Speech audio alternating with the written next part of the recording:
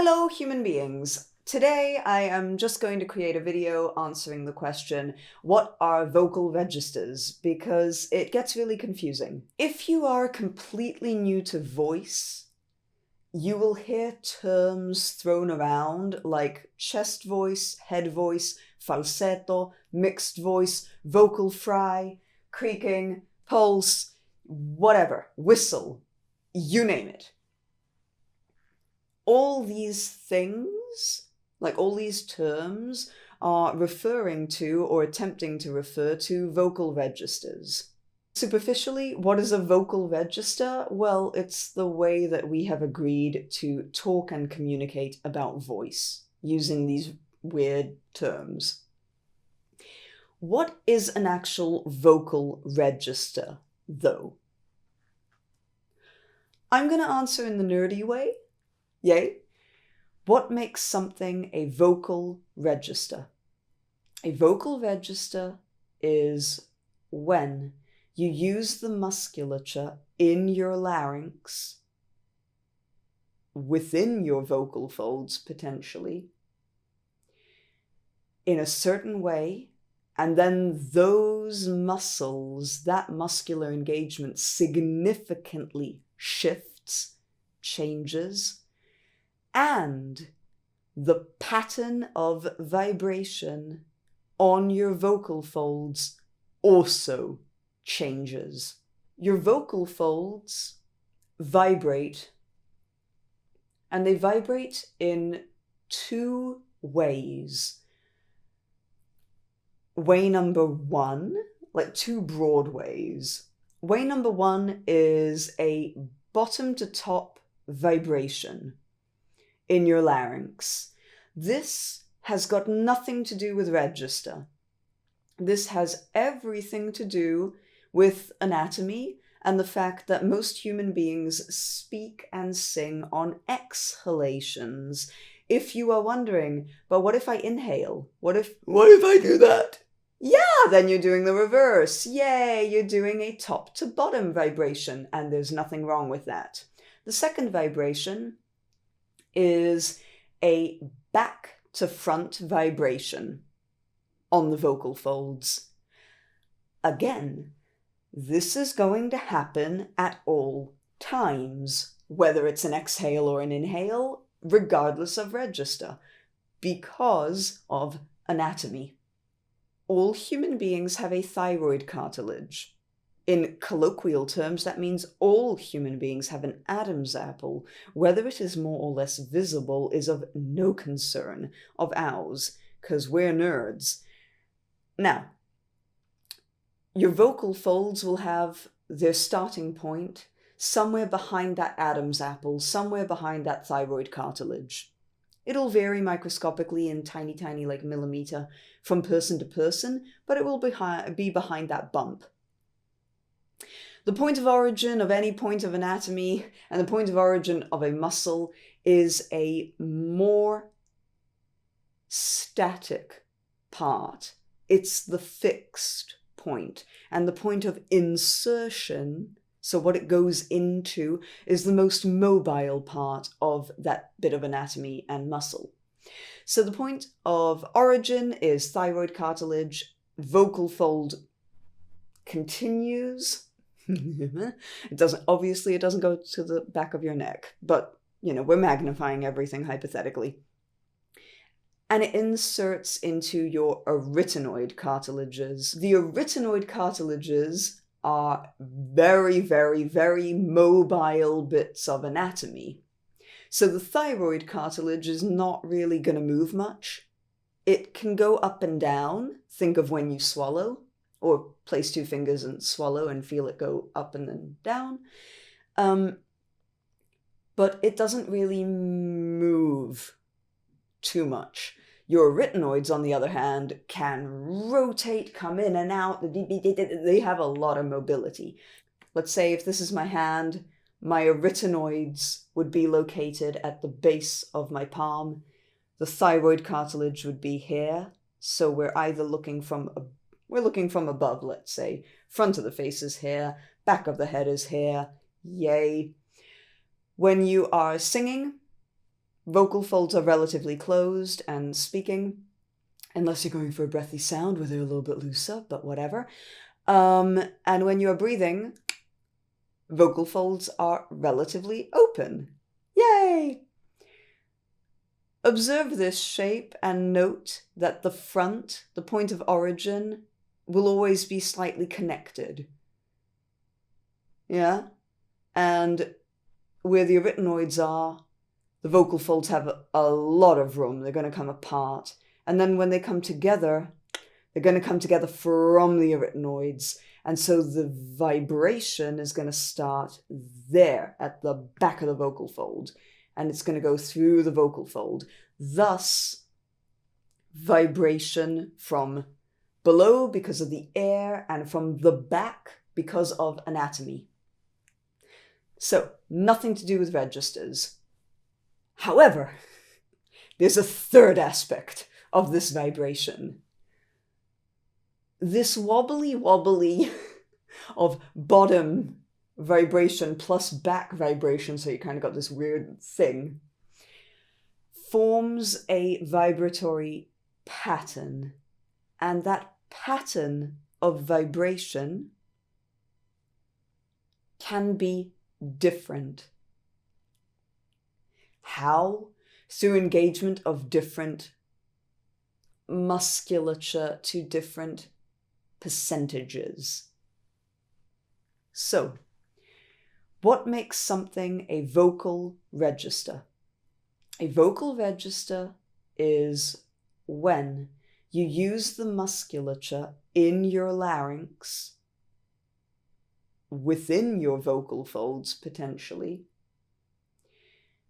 in a certain way, and then those muscles, that muscular engagement significantly shifts, changes, and the pattern of vibration on your vocal folds also changes. Quick rundown for you. So far, we have scientifically confirmed the existence of 4 vocal registers. And because scientists are nerds and they start counting from 0, not 1, they are named M0, M1, M2, M3. Yay. M0 is the equivalent of your vocal fry. So it's that sound that you make when you get up in the morning and you wish you hadn't woken up and you're just like that. It's the, oh my God, why is it morning? I just want to die. That. Assuming you don't like mornings. M1 is your chest voice or your speaking voice. It's the coordination that most human beings are in most of the time. There are some exceptions to this. There are some human beings that do not speak in M1. It is rare, but it does happen. So if you've been living your entire existence and you're like, I speak very differently to everyone around me, you might be correct. You might speak very differently to everyone around you. It's an option. M2 is basically that. It's your falsetto or your head voice. Same thing. Yay! It is a lighter, flutier sound. I guess your best reference is Mickey Mouse with your, oh, hey, Goofy. But yeah, your Mickey Mouse voice. Or the voice that a lot of human beings use when they see babies or pets. They're like, oh my God, you're so cute. That. M3 is your whistle register. Oh, did you even hear that? Fuck.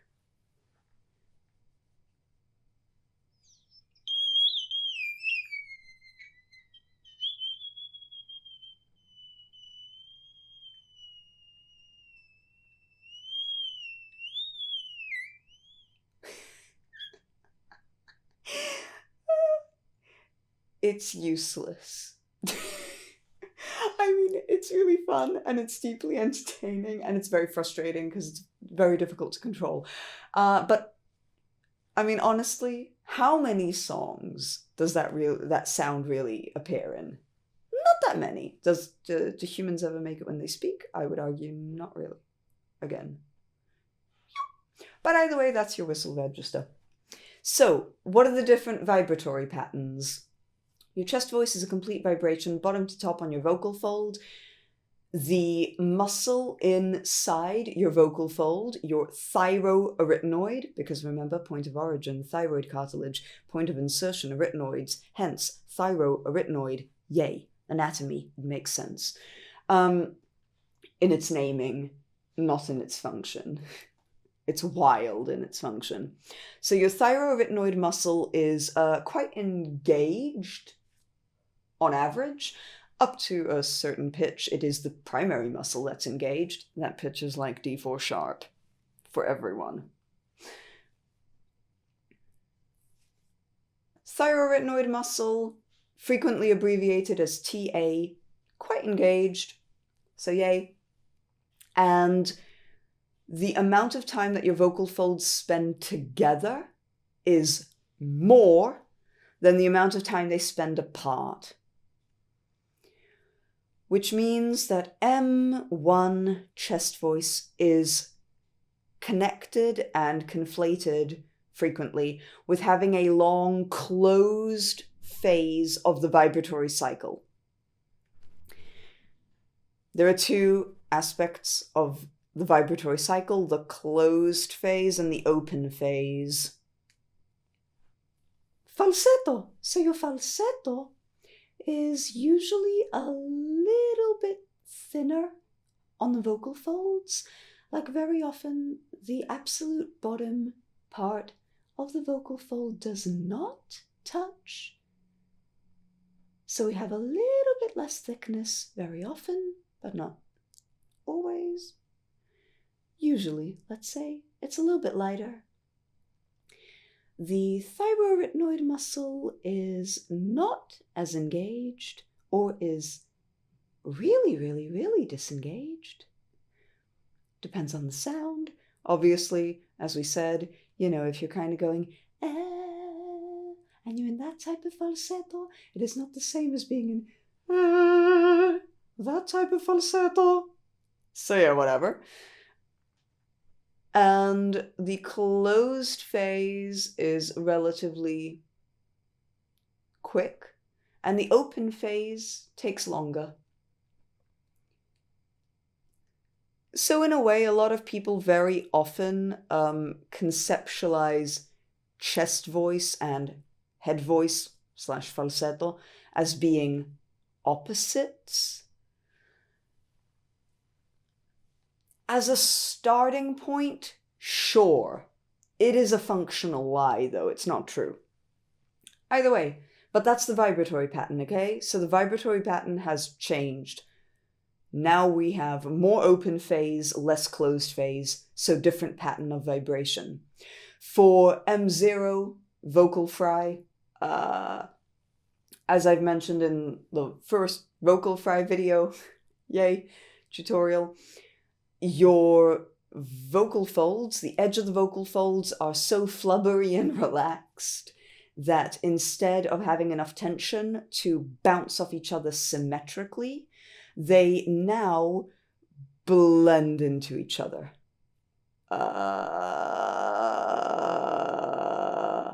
And they make weird sounds. So basically, M0, irregular vibratory pattern. We could go into more detail into that, but for now, just think if it's irregular, it'll probably fall under the broad umbrella of M0 on average.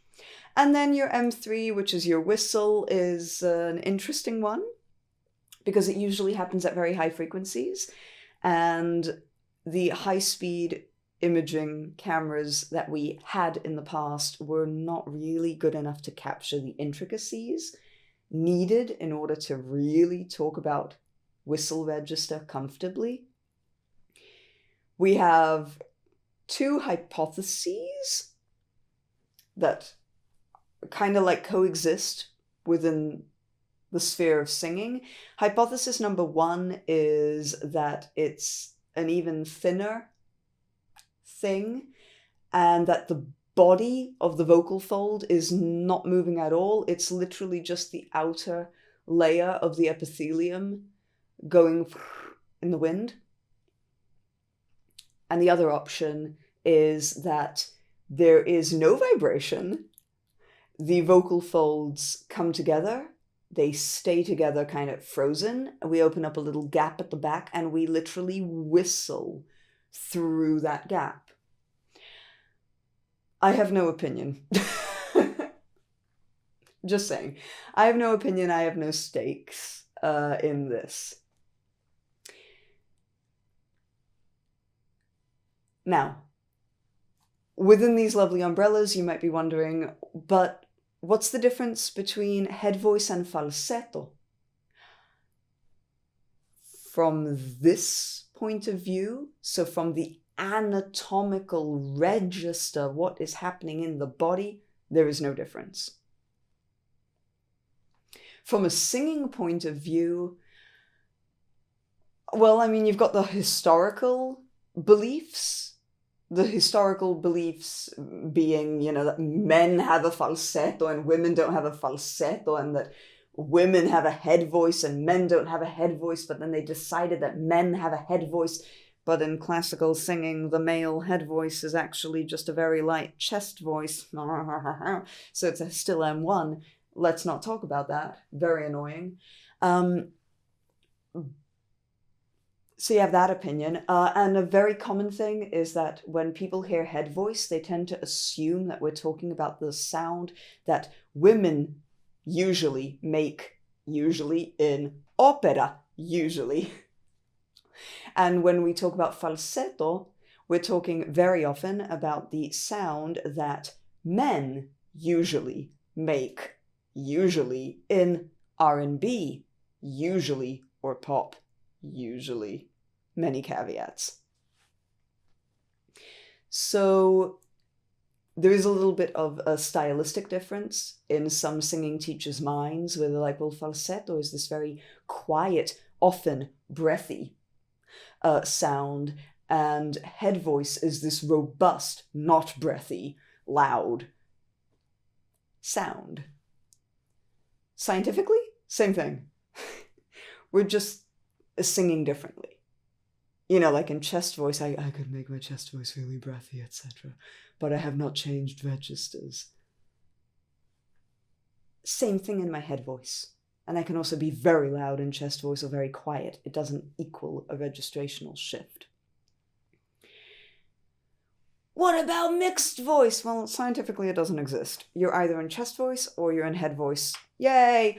Mixed voice is what singing teachers use in order to describe a sound that is in chest voice, but doesn't obviously sound like chest voice, or a sound that is in head voice, but doesn't obviously sound like it's head voice. So it's more a description of the sound rather than any useful information on what is really happening functionally. Why the confusion? And why do people use terms so differently and so strangely? Well, it's very simple. The reason is because human beings have been singing for centuries before we started studying singing, and we needed ways to communicate verbally. And so we created different terms, and, whoever got first dibs just called it what they felt like. Not graceful, but it is what it is. The other reason is because singing teachers have a tendency to use different terms, like head voice and falsetto, in order to describe a difference in tonal quality and sound, which is not the way that science uses vocal registers or refers to vocal registers. So that's why. It's It's basically an effort to communicate. It's an effort to communicate and to communicate sound, which is ultimately going to fail because it's a little bit like verbally trying to communicate the experience of a painting or the experience of a movie.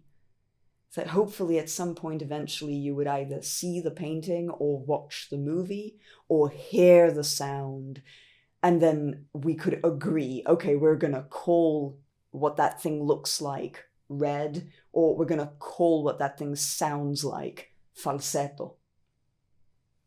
So, don't be too harsh on your singing teacher. They're doing the best they can, hopefully, in relation to communicating with you.